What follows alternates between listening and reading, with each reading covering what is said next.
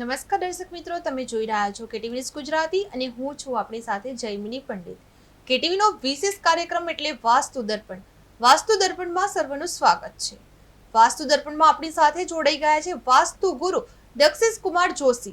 દક્ષેશજી, વાસ્તુ દર્પણમાં આપનું સ્વાગત છે. હર હર મહાદેવ.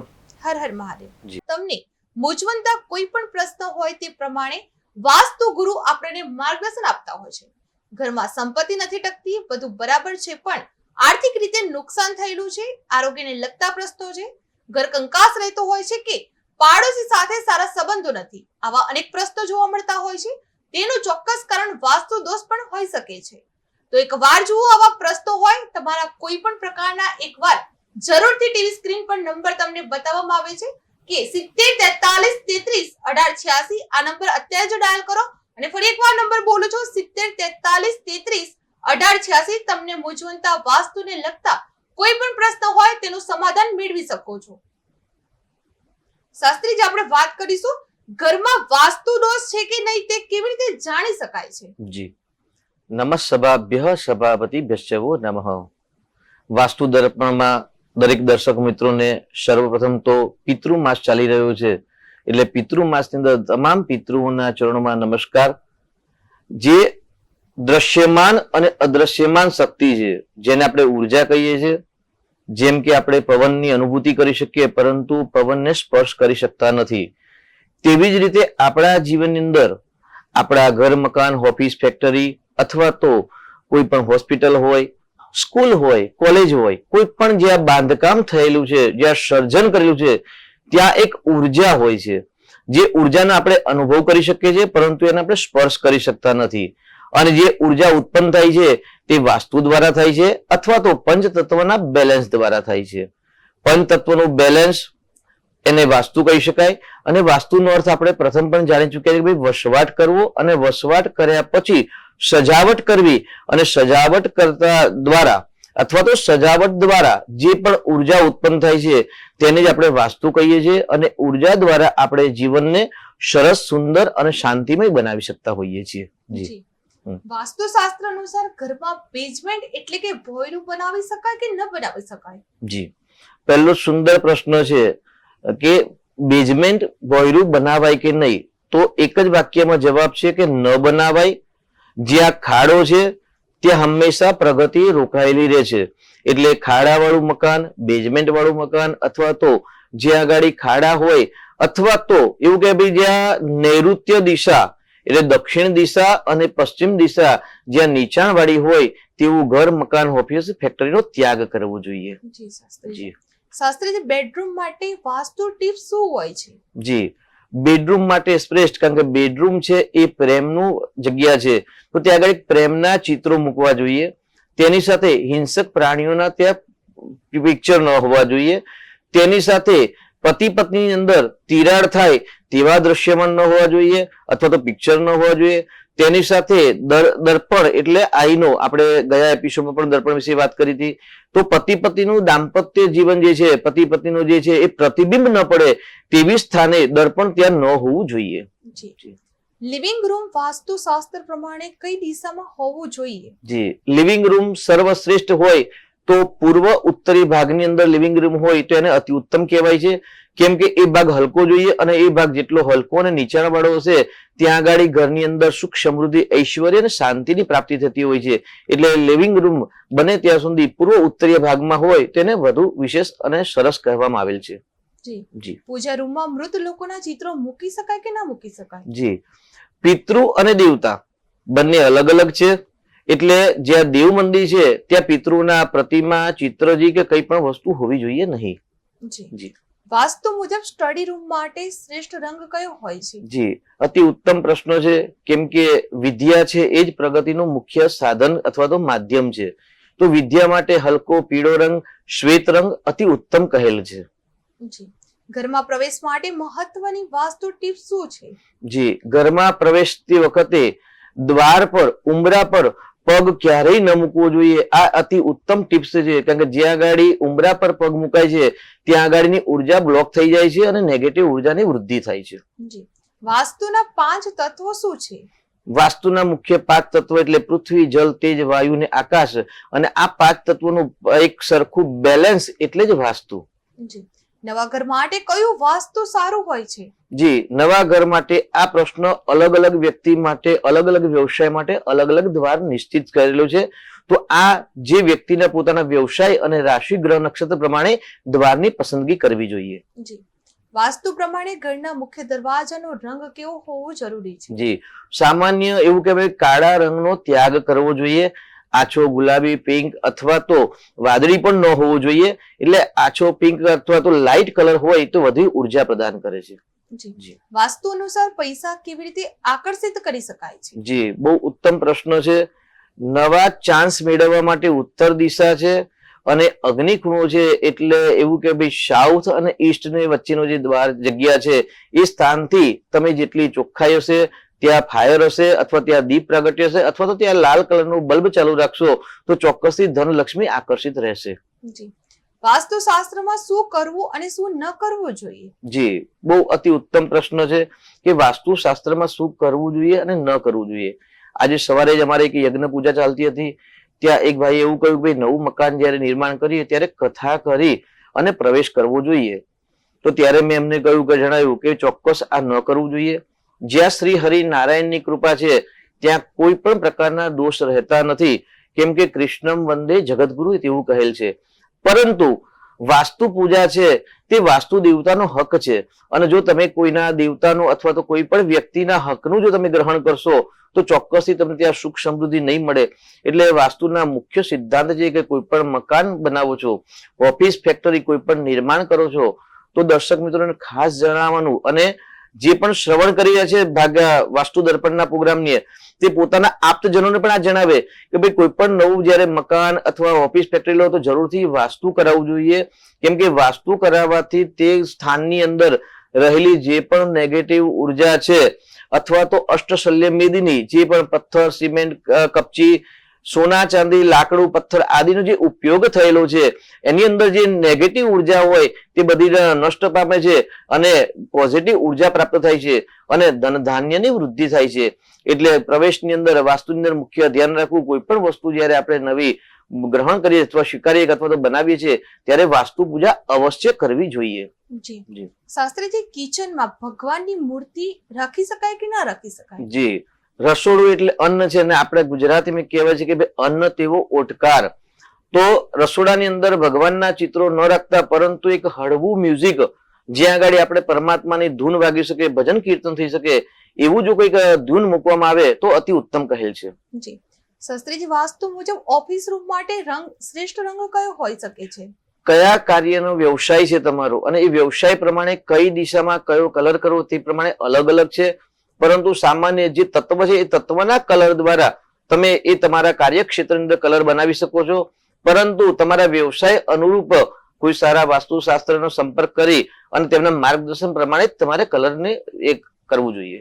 જી શાસ્ત્રીજી, શાસ્ત્રીજી, વાસ્તુ અનુસાર લગ્ન જીવનમાં કઈ દિશામાં યોગ્ય ગણાય છે? જી, બહુ શ્રેષ્ઠ પ્રશ્ન છે, અને આજના માતા પિતાઓને આ પ્રશ્ન બહુ જ સતાવી રહ્યો છે કે મારા દીકરા દીકરીની ઉંમર થઈ ગઈ છે પરંતુ વિવાહમાં બાધા આવે છે, સંકટ આવે છે, અથવા તો મેરેજ લાઈફ હેપી નથી. તો મેરેજ માટે 3 દિશા શ્રેષ્ઠ કહેલી છે: પૂર્વ, અગ્નિ ખૂણો અને સાથે નૈઋત્ય ખૂણો. એટલે સાઉથ વેસ્ટ, ઈસ્ટ અને ઈસ્ટ સાઉથ. આ જે દિશા છે તેની અંદર એનર્જી યુક્ત ઉર્જા હશે તો ચોક્કસથી વૈવાહિક જીવન સારું જશે અથવા તો શીઘ્ર વિવાહયોગ બનશે. તેના માટે જો જેના દીકરા કે દીકરીના આ સમષ્ટિનો પ્રશ્ન છે એટલે આપણે થોડુંક આપણે લાંબો કરીશું કે જે દીકરા દીકરીના લગ્ન નથી થતા તો લગ્ન ન થવા પાછળનું ઓરિજિનલ કારણ છે પિતૃ. નૈઋત્ય ખૂણા છે એટલે તે નૈઋત્ય ખૂણામાં ભગવાન વાસ્તુના ચરણ આવી રહ્યા છે અને એ દિશાની અંદર પિતૃઓનો વાસ છે. એટલે જ્યારે નૈઋત્ય ખૂણો દૂષિત થતો હોય ત્યારે લગ્ન જીવનની અંદર બાધા આવે છે અથવા તો વિવાહ થવામાં બાધા આવતી હોય છે, ચાહે દીકરા હોય કે દીકરી ના હોય. અગ્નિ ખૂણો છે ત્યાં શુક્ર પ્રાધાન્ય છે અને ઈશાન ખૂણો છે તે ગુરુ પ્રાધાન્ય છે, કારણ કે અગ્નિમાં શુક્ર છે અને ઈશાનમાં ગુરુ છે. ગુરુ અને શુક્ર બંને શુભ ગ્રહ હોવા છતાં બંને શત્રુ ગ્રહ છે. એટલે જે દીકરા દીકરીનું બેડરૂમ અથવા તો સુવાનો શયન કક્ષ જો ઈશાન ખૂણામાં હશે તો તેમના વિવાહમાં બાધા આવશે. જી. જો શાસ્ત્રીજી, હમ. વાસ્તુ શાસ્ત્ર પ્રમાણે હમ. પિતૃઓના ફોટો હોલમાં મૂકી શકાય કે ના મૂકી શકાય? જી, તો પિતૃને પૂજે પ્રતિમાની વાત છે તો પિતૃઓની જે ચર્ચા છે તો પિતૃઓ હંમેશા હોલ રૂમમાં કે લિવિંગ રૂમમાં ન મૂકવું જોઈએ. પરંતુ લિવિંગ રૂમ હોય અને જ્યાં દક્ષિણની વોલ સારી આવતી હોય અથવા તો તમારા ઘરની અંદર નૈઋત્ય ખૂણો યોગ્ય હોય તો નૈઋત્ય ખૂણાની અંદર એટલે સાઉથ વેસ્ટની દિશાની અંદર તમે ત્યાં તમારા પિતૃઓના ફોટા મૂકી શકો છો. જી. વાસ્તુશાસ્ત્ર મુજબ બેડરૂમમાં શ્રેષ્ઠ રંગ કેવો હોવો જરૂરી છે? આછો પીળો જે મનમોહક હોય તેની સાથે જો દક્ષિણ એટલે સાઉથની વોલ પર બેડરૂમ હોય તો એવું કહેવાય ભાઈ ઇંગ્લિશ ગુલાબ જે છે પિંક કલરના તેનું પિક્ચર મૂકો અથવા તો તેવું ગુલાબી પિંક કલર કરો તો સારું છે, પરંતુ ત્યાં આગળ ગ્રીન કલર ન હોવો જોઈએ.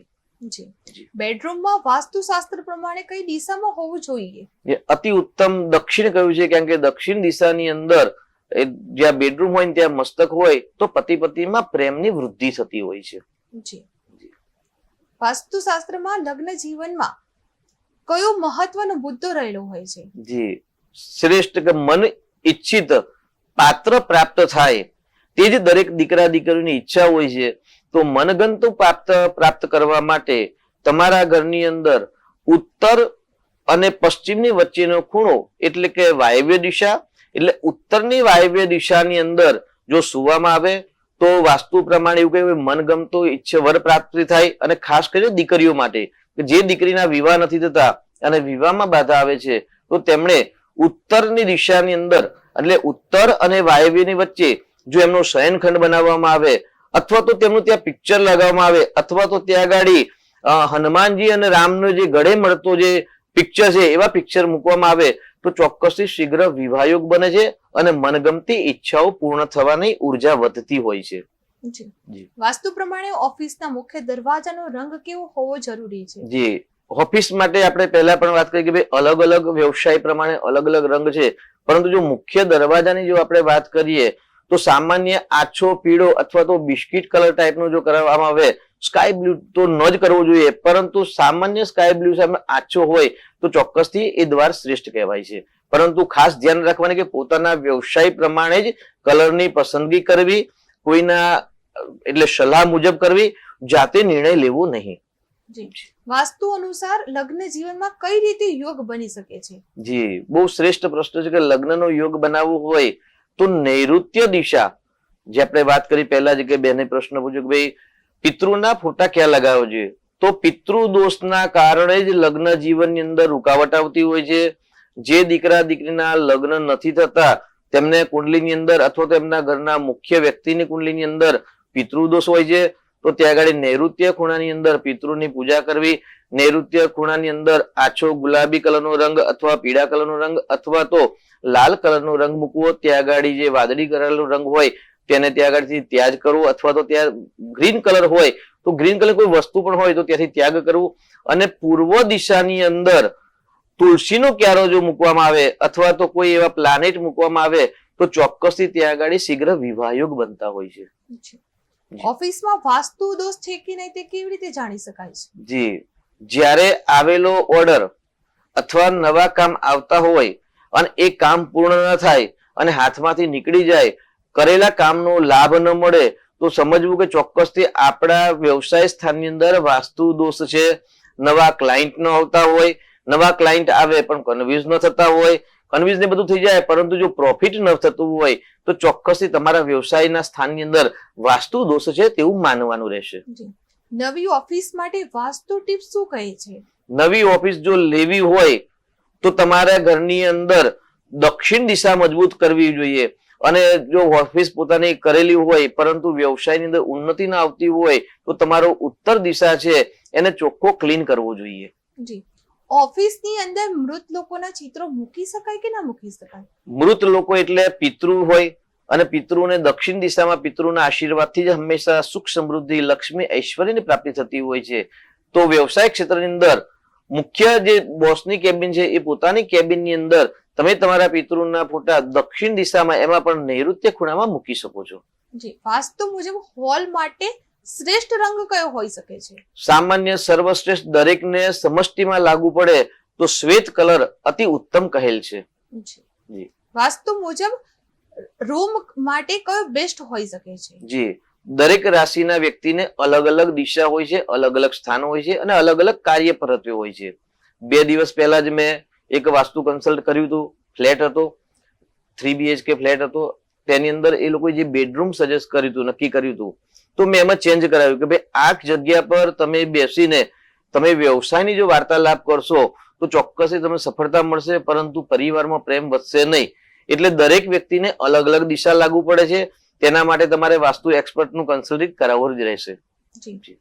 વાસ્તુશાસ્ત્ર પ્રમાણે લગ્ન જીવનમાં કઈ જગ્યાએ બેસ્ટ રહે છે?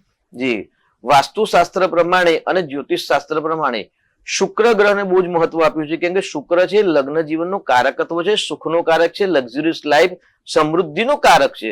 તો તમારે લગ્ન જીવનની જો દિશા જોવી હોય તો અગ્નિ ખૂણા દ્વારા જોઈ શકાય છે કે અગ્નિ ખૂણામાં કેવા પ્રકારની વસ્તુ રહેલી છે, તેના આધાર પર તમે નક્કી કરી શકો.